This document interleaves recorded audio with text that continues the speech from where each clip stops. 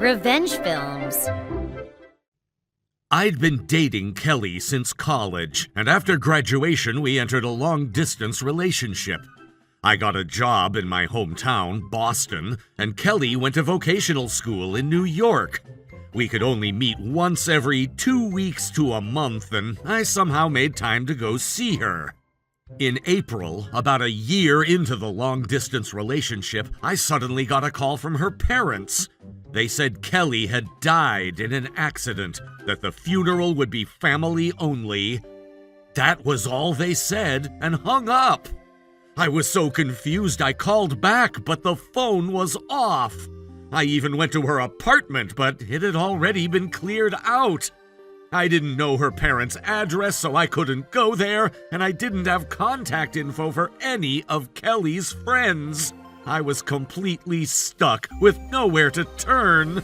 The shock left me unable to eat. I couldn't sleep, and eventually I collapsed at work and was rushed to the hospital.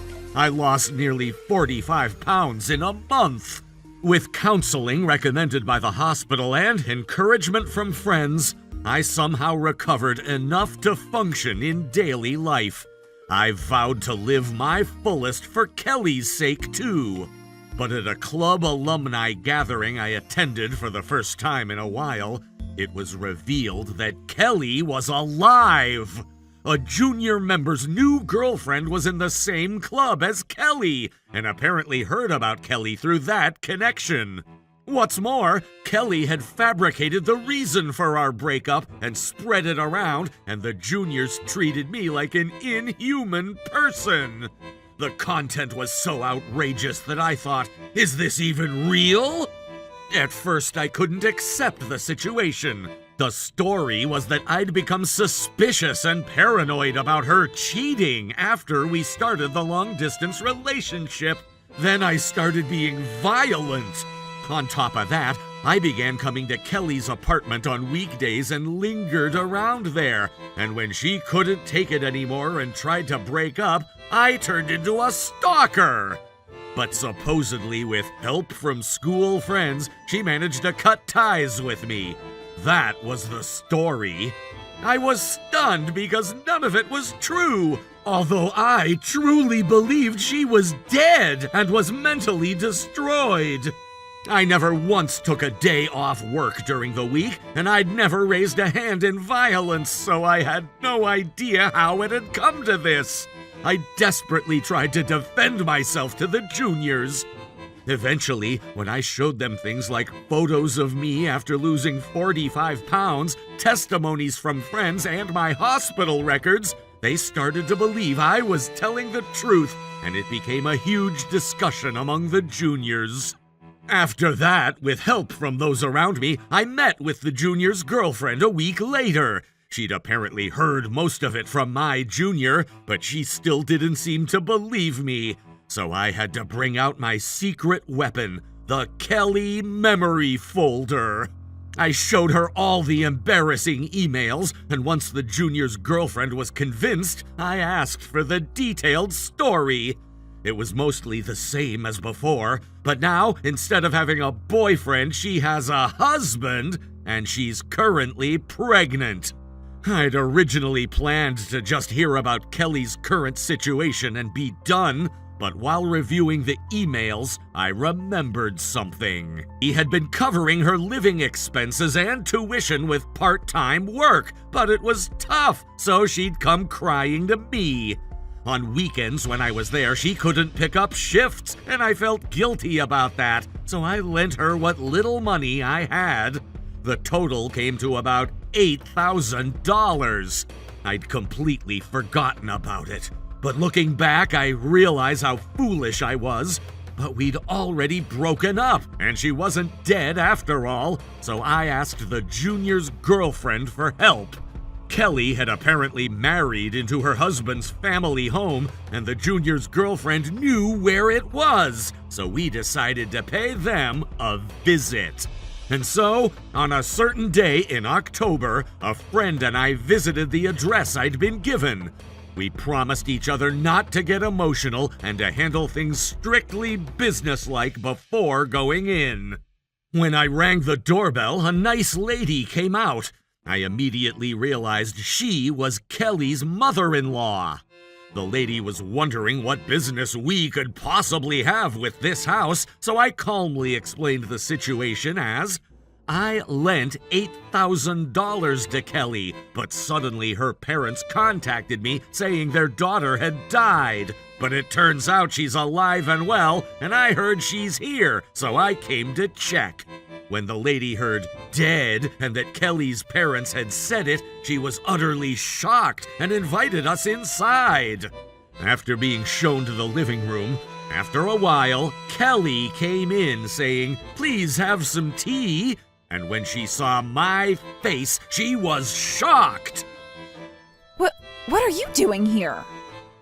She said, so I replied saying, "That's terrible," with a smile, and told the lady the truth. Actually, I was in a relationship with Kelly until April of this year, but I suddenly received word that Kelly had passed away, and that was the last I heard. Of course, I was so shocked I lost 45 pounds, couldn't function normally for a while, and even had to see a psychiatrist. But just when I was trying to move forward with my life, I found out she's alive and even pregnant. So I came here to learn the truth. When I said this, Kelly's face went pale, and she tried to make excuses to her mother-in-law. But the lady shouted, "Be quiet," and silenced her, and really listened to my story. I went on to tell her that thanks to the outrageous rumors Kelly spread to our juniors, they thought I was scum, and I had a hell of a time restoring my reputation. Kelly's face was deathly pale. In contrast, the lady's face was bright red. So I told her that while I had no desire to get back together with Kelly, I wanted her to pay the price for lying and destroying my reputation. Then the lady bowed her head to me and said it was only right, while in contrast, Kelly, though she didn't say it out loud, was panicking about having to pay up. After that, I asked if her son knew about all this, and the lady glared sideways at Kelly and said, Not at all. I'd never heard a word about it. And Kelly couldn't say anything anymore. From my perspective, I'd gotten my revenge on Kelly, and the lady promised she'd make sure Kelly paid the money. So I demanded $30,000. There was certainly emotional distress, but I'd also been going to the hospital and such for a long time. Combined with the debt, I thought it was a reasonable amount. So my friend and I left Kelly's in-laws' house, and as expected, Kelly contacted me afterward. Why did you come? You ruined my happiness. What's so fun about that? I'm even pregnant. There's no way I can pay compensation. You're pathetic for a man. Since she said that, I recorded it and later sent it to the in-laws, saying that since she showed no remorse whatsoever, I was adding another $5,000 to the compensation, and sent it with a lawyer's signature. After that, the messages stopped completely. After that, the initial money plus the compensation was transferred to my account, but apparently things were an absolute disaster for Kelly. Well, I'd imagined as much. First, everything was revealed to her husband, and he furiously berated Kelly and proposed divorce. But because Kelly had a baby on the way, she said she didn't want to divorce, but it was ultimately decided he'd take custody of the child and divorce her, and she was thrown out of the in-laws' house after giving birth. The compensation paid to me was apparently billed to Kelly's parents. Kelly's parents thought it would benefit them to have her marry a husband with higher income and better family background than me, so they went along with Kelly's scheme, and this was their comeuppance.